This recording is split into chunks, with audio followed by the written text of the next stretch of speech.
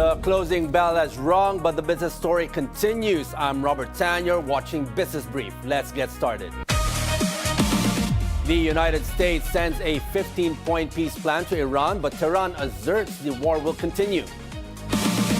International airlines reduce flights amid soaring fuel prices. And a former lawmaker urges the Marcos administration to consult the country's bilyonaryos on how to solve the oil crisis.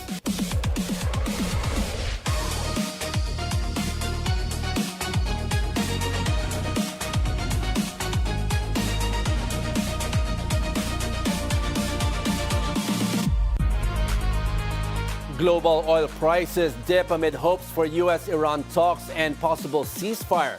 Brent crude fell 5.9% to $94.42 per barrel. It traded at $99.65 by 1:42 p.m. Manila time. U.S. President Donald Trump reported progress in negotiations and postponed a deadline to strike Iran's power plants. This boosted optimism for an end to the conflict. The United States sends a 15-point peace plan to Iran in an effort to end the war, which is now in its fourth week. Media reports say the U.S. proposal was sent to Iran via Pakistan, but Iran asserts the conflict will continue until their demands for reparations and sanctions relief are met. The U.S. plan reportedly demands that Iran dismantle its nuclear capabilities, seize all uranium enrichment, and provide a permanent commitment to never seeking nuclear weapons. Iran would also be required to halt funding and arming allied groups in the region and guarantee that the Strait of Hormuz remains open to international shipping. In exchange, the U.S. is offering full sanctions relief and assistance in developing a civilian nuclear energy project in southern Iran. Several international airlines announced scheduled flight reduction as global oil prices soar. United Airlines CEO Scott Kirby said the company will reduce its planned capacity by 5% in the second and third quarters of 2026. Air New Zealand has already implemented cuts, announcing it will reduce around 1,100 flights through early May. This will affect more than 40,000 passengers. Scandinavian Airlines confirmed plans to cancel around 1,000 flights in April. Meanwhile, Vietnam also warned of possible flight cuts in April. A former energy regulatory commissioner says President Ferdinand Marcos Jr. does not need to order planes to be grounded.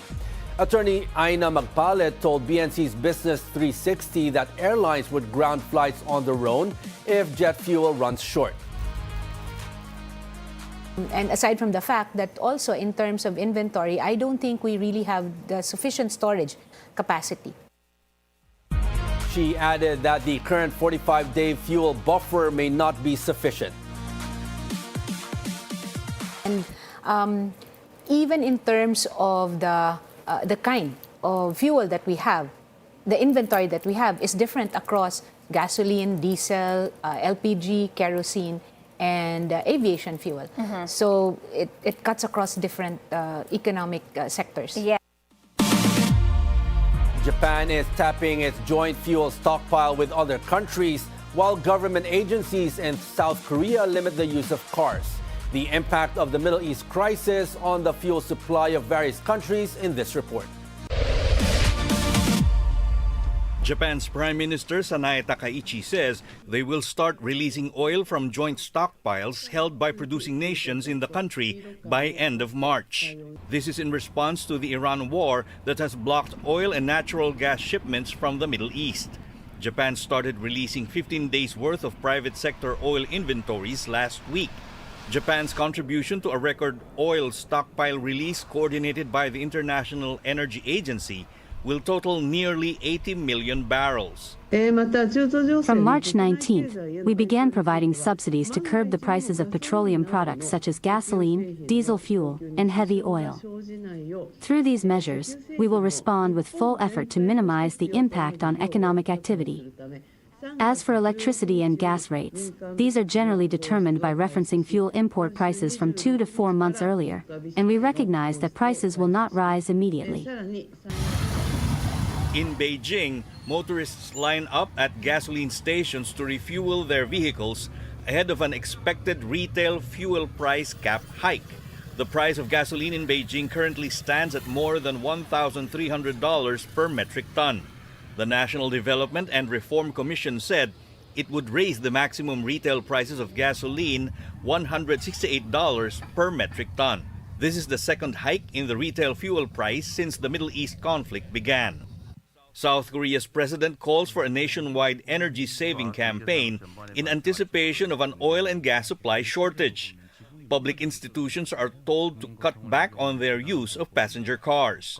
The country's energy minister said limits on the use of private sector vehicles will be voluntary for now, but this will be reviewed if the energy alert level increased. 비단 에너지만이 아닙니다. It's not just about energy. Because petrochemical products are used in virtually every part of our daily lives, from delivery containers to medical instruments, it is difficult to predict when and where problems might arise. To address potential major crises that could affect people's livelihoods, the economy, and the industry as a whole, we need to proactively activate a government-level emergency response system. The government also plans to draft a supplementary budget worth more than $16 billion to fund cash vouchers for consumers and financial support for companies. Long lines can also be seen at gas stations in Cambodia, which is already hit by a fuel shortage. A local gas supplier announced that it will suspend sales from April 1st because of supply disruptions caused by the Middle East conflict. The country's prime minister has called for a series of fuel-saving measures. These include holding online meetings and reducing long-distance travel, among others. The world's third biggest oil importer and consumer, India, has also been hit hard by the U.S.-Israeli war on Iran. Motorists have formed long lines at gas stations, but the government said there were adequate crude supplies and refined fuel stocks to meet local demand. India sources more than 40% of its crude imports and 90% of its liquefied petroleum gas imports from the Middle East. Joel Caballero, Bilyonaryo News Channel. The Philippines receives its first Russian crude shipment in 5 years as global supply risks intensify. Rising tensions in the Middle East push the government to diversify oil sources. Around 100,000 tons of ESPO blend crude from Russia arrive, headed for Petron's refinery in Bataan. This comes after U.S. grants a temporary sanctions waiver for oil already in transit. President Bongbong Marcos has declared a state of national energy emergency to address the ongoing oil crisis. This was triggered by the Middle East conflict. Is the declaration a bit late? So let's get a reaction from Senator J.V. Ejercito. Good afternoon, Senator. Welcome to the show. Yes, Robert, good afternoon. Good afternoon to all the viewers of Bilyonaryo. Senator, PBBM's Executive Order 110 also triggers the creation of a unified package for livelihoods, industry, food, and transport, or UPLIFT, that will ensure stable domestic energy supply and protect the welfare of citizens, among others. Now, do you think this is the right way to address the oil crisis we're in? Yes, I welcome it very much, Robert. No? And I was one of those who were vocal in saying that, we are already in a crisis situation when the government wasn't yet admitting that we are. You cannot force people to live normal lives when prices of petroleum products are above normal already, and it will affect everything. From all people, from all walks of life. Yes. So this is welcome. Although I would say that the conflict started 4 weeks, a month ago. I think the crisis committee should have been convened or should have been formed shortly right after, so that the contingency plans and other measures could have been tackled or talked about at the onset of the crisis. So, Much earlier. But nonetheless, yes, much earlier. So I think it was a little bit late, but nonetheless, we still welcome that finally there's a crisis committee. Senator, Uplift is composed of several government agencies, including the Department of Energy, Transportation, Agriculture, among others. Now, with PBBM as chairman, what do you think should Uplift do first? Well, Robert, first of all, I think, especially the energy sector, no, and the Department of Energy, the first order of the day is really to source replenishment, that resupply, to source from other countries, because from the way I understand it, our bunker fuel supplies will last about almost 60 days, about 56 days for gasoline and diesel. For LPG, about 25 days, and about 39 days for jet fuel. And by May, we do not get the needed replenishment, that will all run dry. And what are the contingency? What are the alternatives? So I think that's the first order of the day, is really to source other sources, no, of petroleum. Second, of course, is how to mitigate the shock brought about by this petroleum. Yun pa, yung mga assistance to transport sector, the vulnerable, and other selected sectors is, of course, also welcome. And last but not the least, Robert, for me, I think we really have to, we have to balance, no? Suspension of excise taxes was already requested by the President, and Congress already did its part. You have to really balance it, while the intention is really to at least mitigate or absorb the shock, no, by removing excise tax, but you also sacrifice a lot of a big revenue, no, that can be used for social programs, especially in this situation. So I would think, Robert, that whatever the decision is, the important thing is that industry should continue to run, and the transport sectors should also be continue to be operational, so that the economy doesn't get paralyzed, and the people do not lose their jobs. Senator, can you consider this the interagency task force that is being asked by you and other senators to address the oil crisis? Yes, we're hoping that they would really act with with decisively in giving us concrete actions, no, and solutions, so that we will be updated in what's going on. And Robert, I think we should be treating this crisis just like during the pandemic, when there was really uncertainty. Yes. We did not know until when, up to what extent this crisis would really affect our economy and the nation. So I would think that I'm hoping that the heads of agencies will now act more with urgency. Hindi pa relax sila, no? Parang Senator, you mentioned the agencies. On Tuesday, Senator Lauren Legarda lashed out at the government agencies for their slow response to the oil crisis. Now, oil prices have been rising for 3 straight weeks. How do you think the government can help Filipino consumers now as we wait for tensions to ease in the Middle East? Well, there is already the DSWD, the transport, the OTR, said that they will be handing out assistance to the transport sector, from bus drivers to jeepney to tricycle, even MC taxi and others. But aside from the transport sector, Robert, I would think that industries should continue and should be given also attention, that they should be the ones that would also continue, so that jobs will be maintained, and people will have salaries, and they will continue to have their livelihood. So it's really, I think, if need be, depends on the alert level already.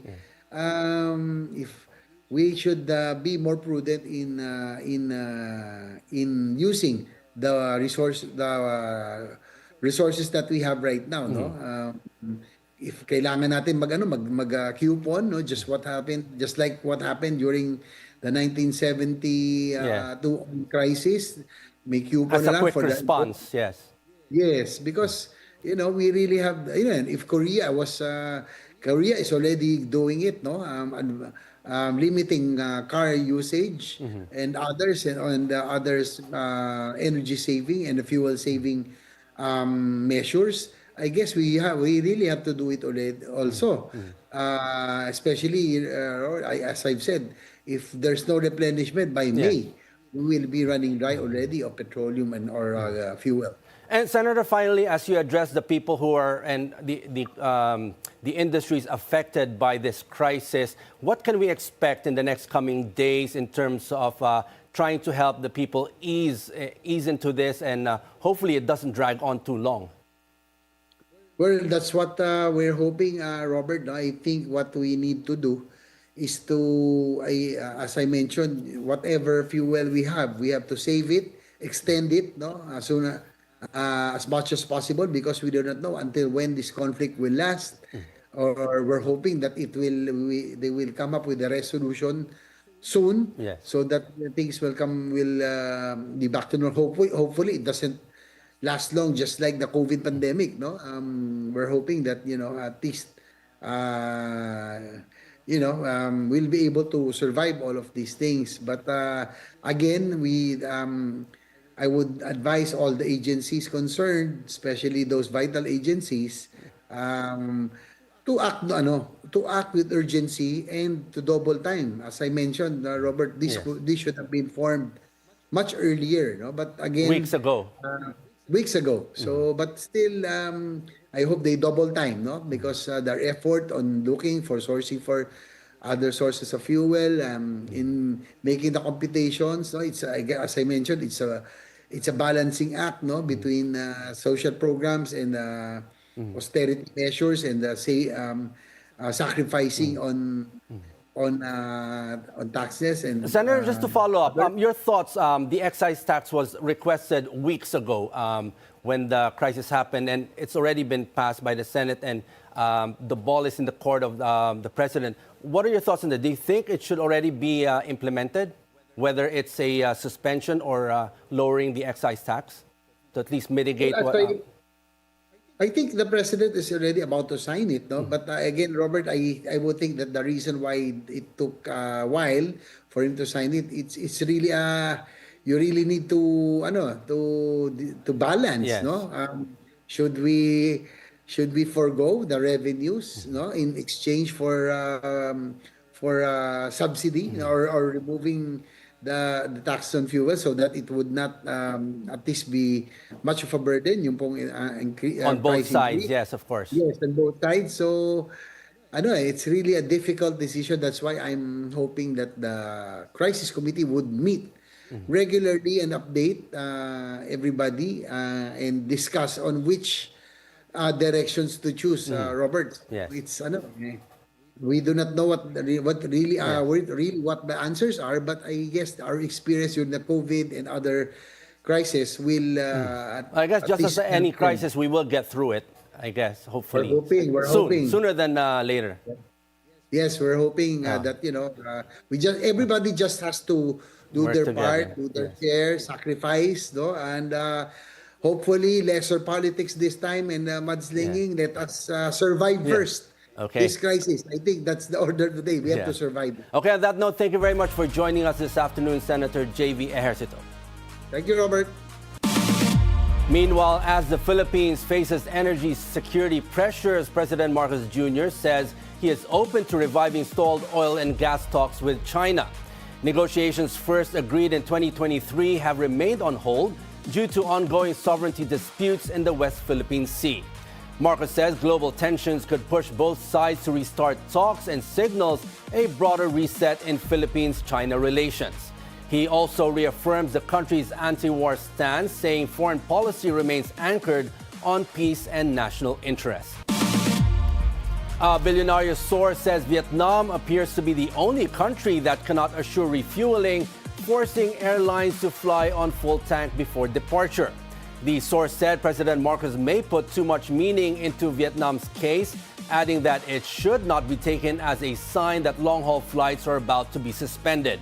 Another source said there is no indication that other countries will follow Vietnam. President Marcos on Tuesday said that grounding aircraft was a distinct possibility due to a jet fuel shortage. Philippine Airlines, or PAL, assures the public of stable fuel supply. The airline made the assurance amid concerns of flight disruptions due to volatile global energy markets. PAL said it has enough jet fuel to keep all flights, including long-haul, on schedule. This came after President Ferdinand Marcos Jr. declared a state of national energy emergency. He cited the risk of disruptions from global supply constraints and foreign refueling limitations. Cebu Pacific earlier announced temporary network adjustments, including reduced flight frequencies and cancellations due to the Middle East crisis. The Department of Agriculture is preparing to utilize its 1 billion peso Quick Response Fund, or QRF, to shield farmers and fisherfolk from the impacts of rising fuel prices.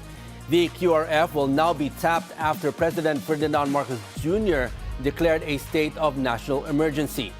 Agriculture Secretary Francisco Chu Laurel Jr. said the agency will request a fuel subsidy for motorized fishers and biofertilizers for farmers.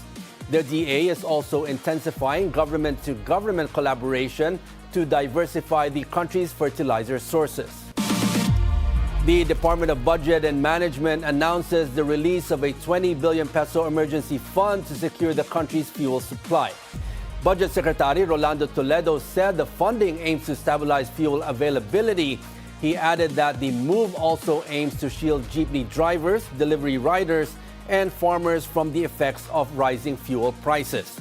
The 20 billion peso intervention will fund the procurement of fuel products, including diesel, gasoline, and LPG. The move is expected to ensure uninterrupted operations across transport logistics, agriculture, emergency response, and other critical sectors. We'll take a short break. This is Business Brief.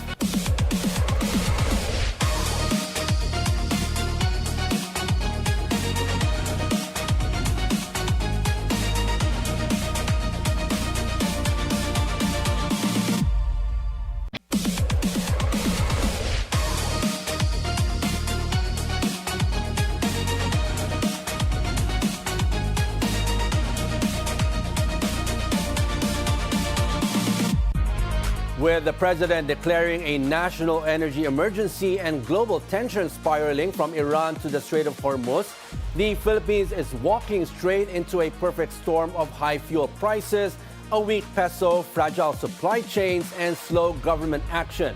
Today we ask, are we ready for the economic shock that's already here? And joining us this afternoon is Ferdinand Perry Ferrer, president of the Philippine Chamber of Commerce and Industry and a veteran in electronics and manufacturing. He leads one of the country's largest export groups, and he's at the center of the business community's response to this unfolding energy and supply crisis. He's here to tell us what's really happening behind the boardroom doors. Good afternoon, sir. Welcome to the show. Hi, good afternoon. Good afternoon, Robert, and thank you for having the Philippine Chamber of Commerce on your show. Sir, the president has declared a national energy emergency. Now, what does this signal to you about the severity of the situation we're in? Well, you know, the declaration of that EO 110, that emergency declaration, what it signals is at least the government is doing its first step in hopefully being able to absorb the shock of the rising fuel prices. So hopefully it's not the only step, and hopefully this is a first step of many that will help our, this rising fuel cost that is now with a domino effect in logistics and importation, the whole supply chain is affected. So with Iran in conflict and oil routes disrupted, how vulnerable now is the Philippines? Now, I believe, Robert, what we need to what we need to review is, is there enough fuel supply? So there will be disruptions, but we believe there is enough fuel to be procured outside the Philippines. Of course, we import our refined fuel. Is securing that supply of fuel, the diesel, aviation gas, which we heard in the past 24 hours, and also the LNG that will help power 20% of our electricity. So securing that supply is critical and should be priority at this time. Now, sir, a major bottleneck right now is the Strait of Hormuz. Now, this threatens global oil flow. Now, what happens to us if this disruption drags on days, weeks? We import two things that passes through the Strait of Hormuz, which is crude oil, and that crude oil. We only have one refinery in the Philippines, the Petron refinery, that uses the Middle East standard of crude oil. And the other one is the fertilizer or the urea. So on the crude oil, we are securing, hopefully the Philippines is securing other sources of crude. And there are several sources, not only the Middle East, for the crude. The challenge for the crude oil is, I believe our refinery is tuned to the Middle East grade of crude. So we have to find that match. The second is the fertilizer. Yes. And that's more concerning now. It's more concerning when we talk about the Strait of Hormuz. Yeah. The biggest concern for us there is, as supply goes, is the fertilizer. The fuel supply, we don't purchase any refined fuel that passes through the Strait of Hormuz. It's all purchased here within our region. I'm talking about refined fuel, the diesel, the kerosene, and the gasoline. So when you talk about the fertilizer, sir, how much of that goes through the Strait of Hormuz that comes imported back here, and how much of is that affecting our agri sector? The fertilizer, the compound that passes through the Strait of Hormuz is the urea. And I believe from the discussions with the DA secretary, I believe we have enough for, I believe, 4 to 6 months, which is enough for the planting. Beyond that, and that's where we need to secure enough fertilizer for the second round or second batch of planting in the Philippines. So the initial impact now, I believe from sources that we do have for the initial planting months, upcoming months. It's the next one that we need to secure that supply. How much of a problem can that be? Not having fertilizer, productivity or the output, the yields drop significantly. So then we rely more on imports, which we need to secure. We do import a lot of rice from our neighboring countries. So the timing and the planning in securing that flow or source of supply for our rice and other agricultural products that use that fertilizer, we should be thinking about that right now. But then again, if the fuel prices remain high and still goes up, that also affects our imports if we're going to import more rice and then be able to plant it here. Again, the effect, how serious is that in terms of food security are we looking at in the next coming months?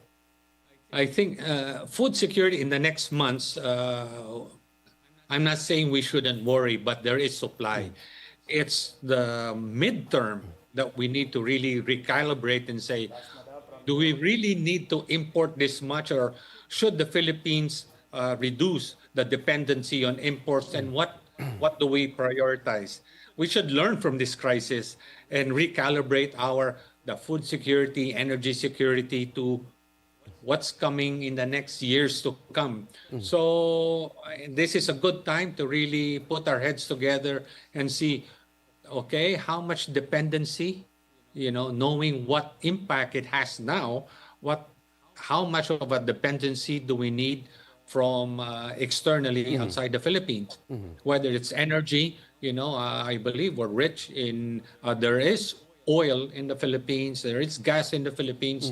Do we prioritize more exploration and more refining of locally extracted crude? But the refineries need a steady supply to be And that takes time. efficient. That takes time and recalibrating the refinery. But we need to make sure that we extract enough to make the one and only refinery that we have efficient and productive. We cannot just supply 10% of what is needed or 5%. So that's why we are highly dependent on imported crude. Now, sir, we saw the peso slip past 60. How exposed are businesses, especially those who export and import, when currency weakens and meets an energy crisis? How do you see that panning out? There's two sides on the 60 peso to a dollar point.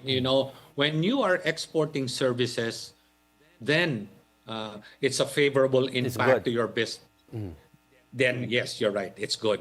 But when you import a lot of your parts, sub-parts or sub-assemblies, then you get hit with that increased importation cost driven by the logistics cost, the higher logistics cost, and of course the higher the price or the unit price of these goods. So it's a balance. For the OFWs, it's great. It's good for that peso is higher, and hopefully it pumps in more to the economy. We're a consumer economy. Yes. For the services like the business process outsourcing, all service driven.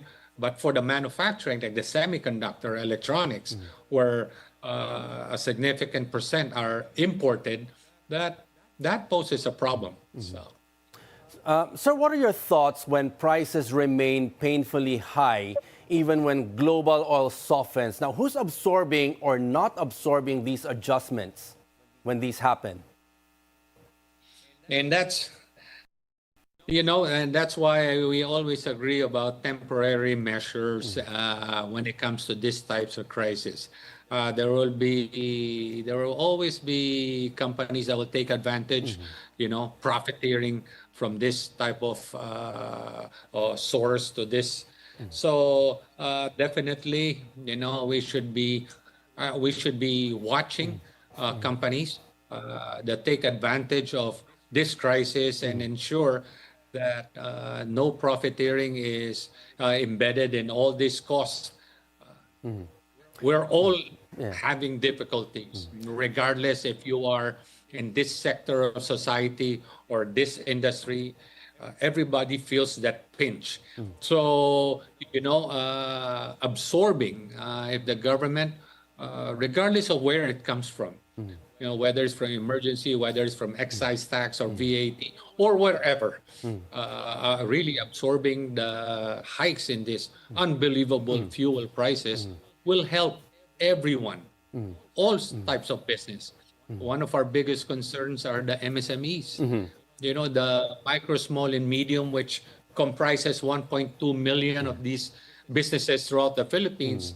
Are the greatly first affected, to really especially since they have slimmer margins and resources. Yes. Not only slimmer margins, just fewer resources versus the multinationals and the large companies. The multinationals and large companies, they have the business continuity plans that they have already triggered. So they have a process when crises like this happen. They have a playbook. A crisis management playbook, yes. Absolutely. So that's in effect now. But But it's sir, the when smaller you talk businesses. to, you mentioned the MSMEs. When you on the ground, what's the sentiment when you talk to the MSMEs, the industries that are greatly affected by the crisis today? What do they They're need? all What's hanging the by first? their Yes. they're all hanging by their fingernails right now, Robert. It's challenging. They're always asking our chamber, how long will this last? Some would just have a few weeks or months because of, do we import more? Do we buy more raw materials? Do we get more goods? So, and it's the MSMEs that can feel it first. They feel the imports. The higher importation cost, logistics cost. So, And so it's we're not that trying to easy to assist. pass on the cost to consumers because if the prices are again higher, consumers will actually wait till prices go down. Absolutely. And that's what's happening now. You have lesser buyers. Everybody's very cautious now. Cash is king, some people say, but very cautious now on where they spend their hard-earned pesos. So preparing of what could happen in the next week or months to come. So spending is really challenging now. Plus, getting to work is a challenge. Yeah, but we can't stop. But sir, you've mentioned the MSMEs are hurting. Right now, the emergency powers have been activated.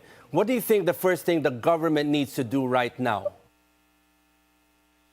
Is, hopefully prevent any more fuel increases or even lessen the cost now.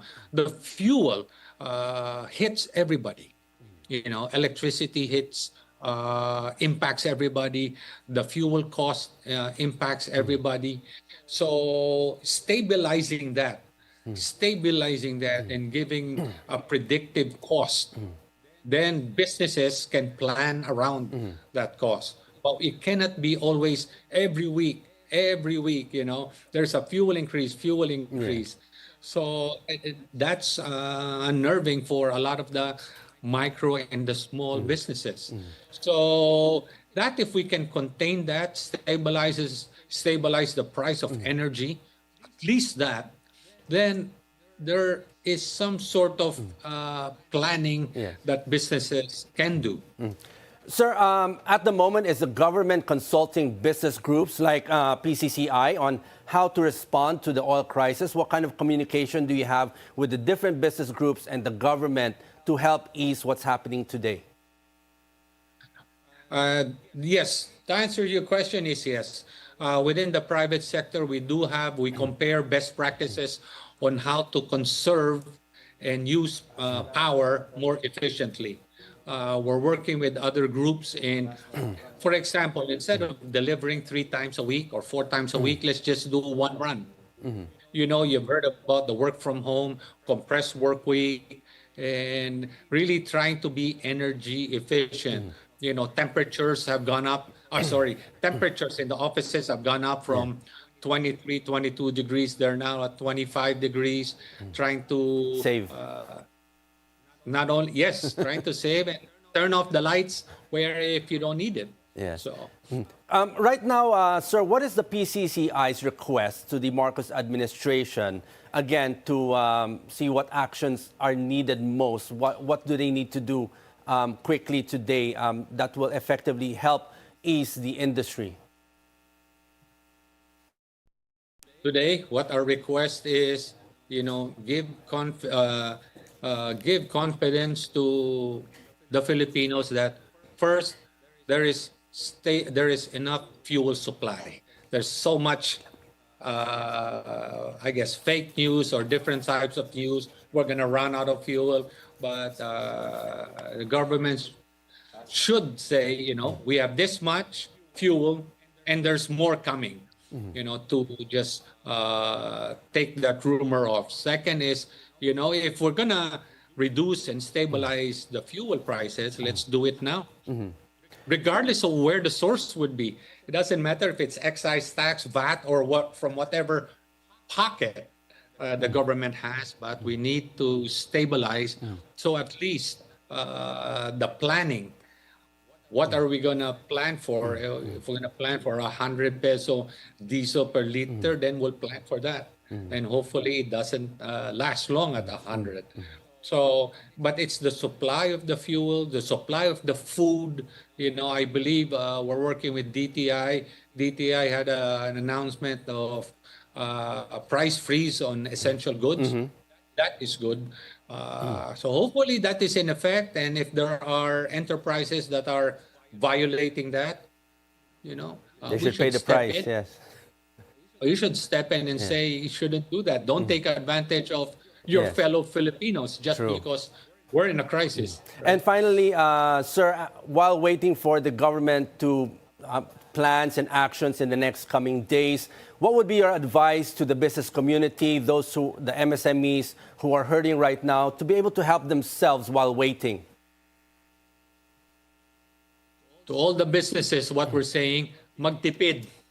Really rationalize your spending. Take a look if you can stretch some of your procurement, or just it is not a time right now to splurge, or rationalize your capital, rationalize your spending, and prepare. Prepare for the worst, and hopefully it doesn't come, but at least you're ready. So, magtipid tayo lahat. Yes. Okay, very good advice. On that note, sir, thank you very much for joining us this afternoon and sharing your insights. We'll take a short break. This is Business Brief.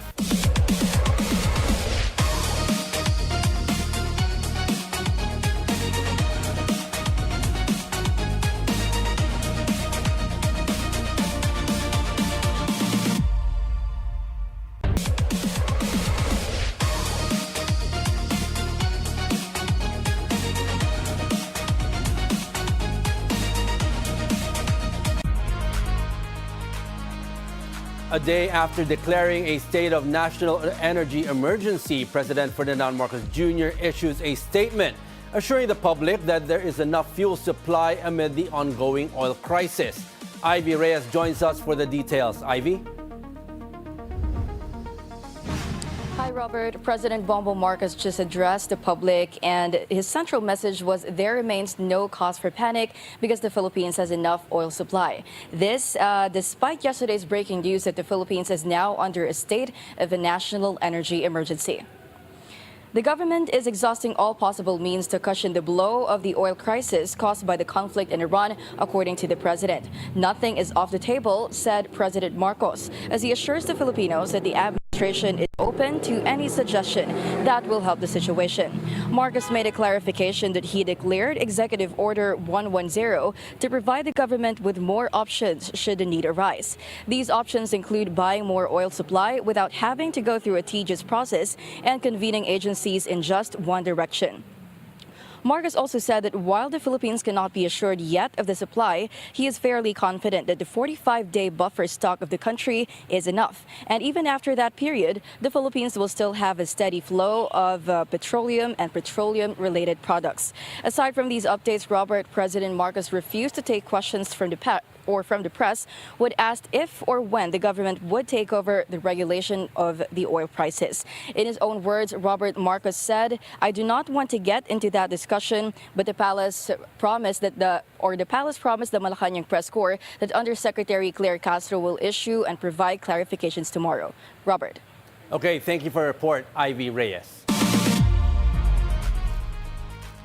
Meanwhile, nearly 26,000 abandoned balikbayan boxes are now successfully delivered nationwide.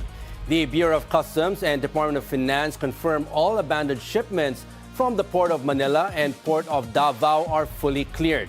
Finance Secretary Frederick Go underscores the government's commitment to protect overseas Filipino workers and hold abusive freight forwarders accountable. BOC Commissioner Ariel Nepomuceno says operations now shift to remaining deliveries with over 15,000 boxes still pending, mostly from the Manila International Container Port and the rest from Cebu. Senator Amy Marcos calls on the government to disclose the country's actual fuel supply situation and secure long-term solutions to address the ongoing oil emergency. This as she urged the government to engage more aggressively with regional and global partners following the declaration of a state of a national energy emergency to secure crude oil imports. She added that the government may be leaning too heavily on short-term relief instead of pursuing a clear energy strategy, pointing out the need to mobilize state institutions such as the Philippine National Oil Company to pursue longer-term solutions. 44 airports under the Civil Aviation Authority of the Philippines, or CAAP, will cut terminal fees by 200 pesos starting April 1. CAAP said it recognizes the challenges caused by regional tensions and their impact on passengers and the aviation industry. The reduction in passenger service charges and aeronautical fees aim to provide relief and keep air travel accessible during this period. Public Works Secretary Vince Dizon wants the rehabilitation of the slope protection structure at the Pasig River finished before the start of the rainy season. Dizon visited the Pasig River on Wednesday, accompanied by Mayor Vico Soto. Residents in the area have expressed concern the weakened structure might collapse when heavy rains come. Kinakain ng ilog yung ilalim ng mga existing na mga flood control. So pinapamadali ko tong slope protection natin dito. Ayaw natin mangyayari yung nakita nating nangyari sa ibang lugar na lumambot ng todo tapos bumagsak yung lupa. Former Lakas CMD member Monico Puentevella is urging President Ferdinand Marcos Jr. to consult the country's bilyonaryos in addressing the current oil crisis. Speaking to Bilyonaryo news channels at the forefront, Puentevella says these tycoons should help the government because the oil crisis will also affect their businesses. Why don't you invite the richest tycoons in this country? Si MVP, si Hansi, si Ricky Rason. Mas may makuha ka pa doon na tulong itong crisis na ito kaysa dyan sa Senado. All the tycoons can contribute, they can help itong oil. Kasi ang kawawa dito yung pinakamahirap na tao. On Tuesday, Marcos declared a state of national emergency to address the high fuel prices. Most pump stations in Bangladesh capital Dhaka were closed on Tuesday due to a shortage of octane in diesel. This comes after Rashid Al Mahmoud Titumir, the Prime Minister's advisor on finance and planning, said Bangladesh was seeking billions in external financing to secure fuel and liquefied natural gas imports. Bangladesh relies on imports for about 95% of its energy needs. The bank was closed, so we couldn't do the pre-order, and we are facing a shortage. Today, even after the bank opened and we pre-ordered, we still haven't received supplies. A humanitarian ship delivers aid to Cuba as energy shortages intensify under a U.S. oil blockade. Activists and workers unloaded medical supplies, solar panels, and non-perishable food in Havana. 2 more ships are set to arrive with additional aid. They're part of a 3-vessel convoy from Mexico. The U.S. has placed an economic embargo against Cuba for decades, but new energy restrictions following actions against Venezuela have cut off a vital lifeline and contributed to a series of widespread blackouts. The Philippine Exporters Confederation, or PhilExport, supports the declaration of a state of national energy emergency by President Marcos Jr. The group says the move is a proactive response to rising global energy risks driven by tensions in the Middle East. PhilExport urges the government to provide temporary relief on fuel and logistic costs, fast-track fuel subsidies, accelerate trade digitalization, and ensure close coordination with logistics providers. It also calls on exporters to adopt energy-saving measures as the group commits to work with government and industry to help the Philippines navigate the crisis. Asian shares rise amid hopes of U.S.-Iran talks and possible de-escalation of conflict. Asian shares are in the green, with Nikkei 225 rising the most at nearly 3%. In currency trading, the US dollar trades mixed against the Asian currencies. Commodities, gold trades higher while oil prices are mixed.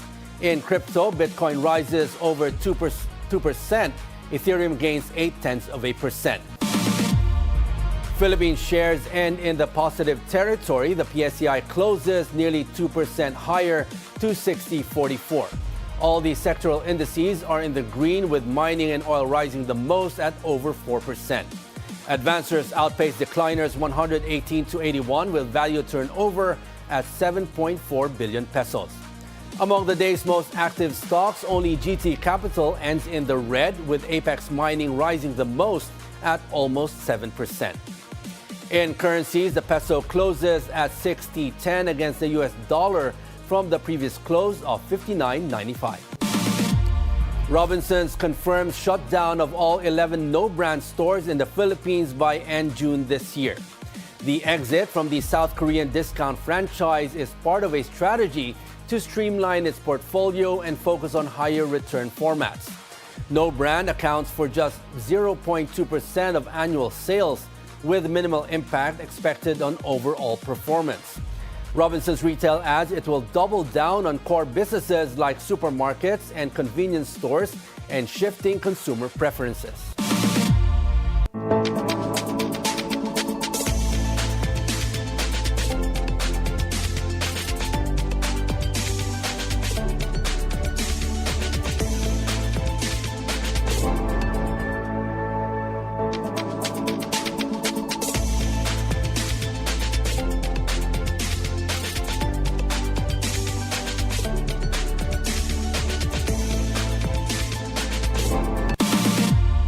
And that's a wrap for today's Business Brief. I'm Robert Chan. Join us again tomorrow for the stories that help you plan your next big, bold business moves. Only here on BNC, the Bilyonaryo News Channel.